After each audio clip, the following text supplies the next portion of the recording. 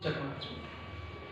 तो जो डॉक्टर राम भगत सर हैं, इन्होंने ये रस चक्र रखा है और ये आपको एक मार्गदर्शन दे रहे हैं कि ये बुक आप ले इसमें पढ़ें, नकल ना करें।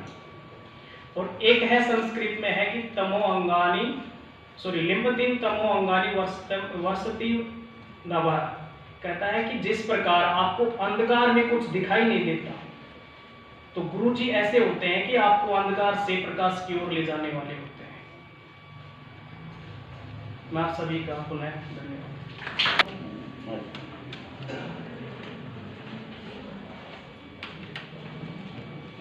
सभी गुरुजनों का, मेरे साथियों का और मेरे से जो गए हैं उन सभी को मैं नमस्कार करती हूँ। और आज जो सर ने विषय लिया, ये सच में हम सबके लिए चिंता का विषय हो। जैसे ही मैंने बुक खोल के अभी एक पहली लाइन पढ़ी, वो मुझे हार्डली मुझे भी फील होती है वो बहुत बार कि हम लोगों के एचटेट नेट बहुत सारे एग्जाम्स होते हैं, एलिजिबिलिटी टेस्ट है टीचर्स के लिए। इवन अब प्राइवेट सेक्टर में भी ये करने वाले हैं कि हमें अगर प्राइवेट सेक्टर में भी जॉब करनी है टीचिंग लाइन में, तो हमें एस्टेट क्वालिफाई करना होगा। लेकिन इसमें साफ आपने बुक्स में भी देखा और आप सब अपडेट करते हैं कि बहुत कम प्रतिशत के साथ हम लोग टेस्ट क्वालिफाई कर पाते हैं।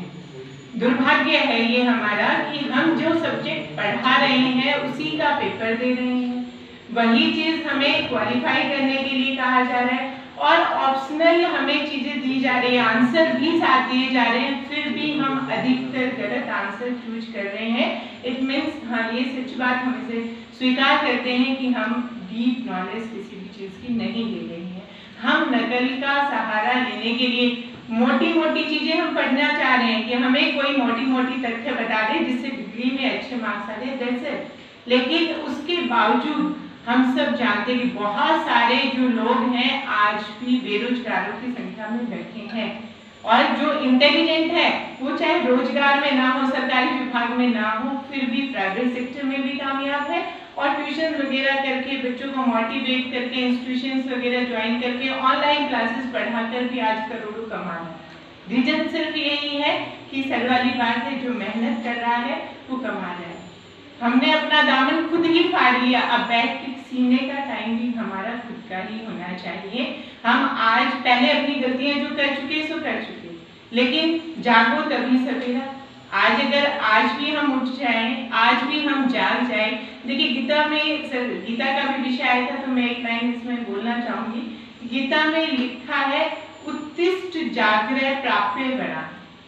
देखो अक्सर जिंदगी में क्या होता है, हम पहले जगते हैं तभी तो उठेंगे, लेकिन गीता में भगवान कह रहे हैं उत्तिष्ठ जागृह प्राप्य बड़ा।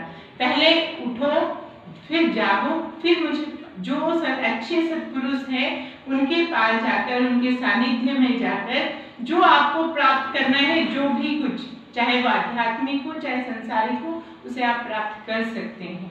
तो ये चीज हम लोगों ने अब तक जो मिस्टेक्स हो गई सो हो गई, लेकिन अब हम मास्टर लेवल पर हैं। हम एमए कर लेंगे तो हम किसी चीज के एक मास्टर बन जाएंगे, उसकी पकड़ हमारे ऊपर है। तो आई थिंक कि ये चलो ठीक है, एग्जाम से रिलेटेड हम सब ये सोच रहे हैं कि परसेंटेज ठीक बन जाए, नहीं तो कहीं हम अपीयर नहीं हो पाएंगे, अप्लाई नहीं कर पाएंगे, पर अभी वक्त है। अभी भी अगर हम कोशिश करें तो 55 सबको एवरेज चाहिए, वो आप, बट ये होना ही चाहिए, चाहे आप देर पढ़े चाहे सवेर पढ़े, हम जो हमारे सब्जेक्ट में जो भी चीजें हैं हम उसको गेट कर लें। आज भी जो टीचर्स हम इंटरव्यूज लेते हैं, टीचर सामने बैठा होता है, तो मैं ये देखती हूँ कि उनको अपने सब्जेक्ट की बेसिक नॉलेज जो पूछे जाते हैं इंटरव्यूज में क्वेश्चंस, उसमें से मुश्किल से हार्डली कोई कैंडिडेट आ पाता है जिसको हमें लगता है कि ये डिजर्व कर रहा है और इसको हम पे करने लायक है या नहीं, वो चीज तो बाद में देखी जाती है। Pay scale first teacher then teacher है। आप आके जब बैठते हैं तो बोलते हैं कि हमारी जो इनिशियल नेगोशिएबल, कोई भी नहीं बोलता है कि नेगोशिएबल से स्टार्ट कर दो जी हमारी सैलरी, सब अपना एक पॉइंट लेकर आते हैं कि हमारी जो है सैलरी है वो एटलीस्ट 15,000 से ऊपर ही हो, नीचे तो कोई भी नहीं सोचता है, कल्पना भी नहीं करते हैं आज के टाइम में। बट डिजर्व करने की बात की अगर हम बात करते हैं तो जो बेसिक क्वेश्चंस जब हमारे सामने आते हैं उसमें भी हम लड़कर आ जाते हैं, या ये कहते हैं जी अब हम अपडेट नहीं है, बहुत टाइम हो गया, पढ़ा नहीं है, ये सब चीजें। आप सब जानते हैं कि जो नकल को रोकने के लिए सरकार को कितना भारी मात्रा में करोड़ों रुपए लगाना पड़ता है। अभी ग्राम सचिव के पेपर जो कैंसिल हुए हम सबके सामने है, लेकिन उसका पैसा किसने भरा? पैसा कैंसिल हुआ, पेपर कैंसिल हुआ, फिर से होगा।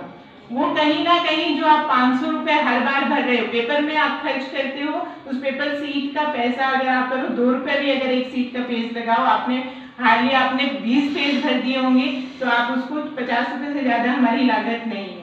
पर हम 500 रुपए पे किस लिए कर रहे हैं? क्योंकि ये सब चीजें रोकने के लिए, नकल रोकने के लिए, जो उसमें पैकिंग, ऑनलाइन वीडियोग्राफी होगी, थंब इम्प्रेशन होगा, आपके आईएलएसएस चेक होंगे, सारी चीजें जो मिला के जो खर्चा किया जाता है वो 500 से भी कहीं ज्यादा है अगर वास्तव में हम देखें तो वो हम सब पर ही भार पड़ रहा है। कहीं ना कहीं घूम के हमारे कर्म ही हमें काट रहे हैं।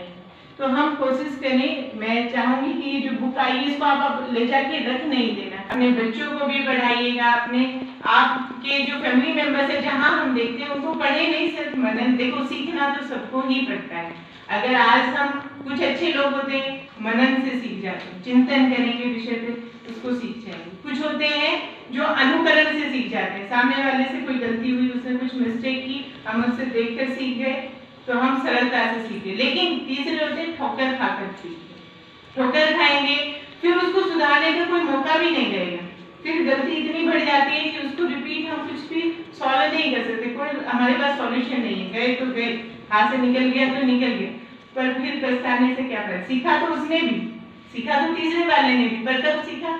जब समय हाथ से निकल गया।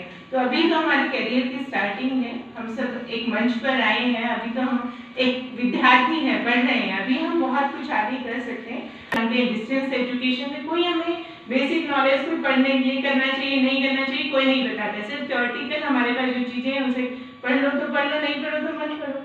आज के टाइम में हमें ऐसे सद्गुरु मिले अच्छे, जो सद्गुरु को जो अच्छे रास्ते की तरफ ले जाए।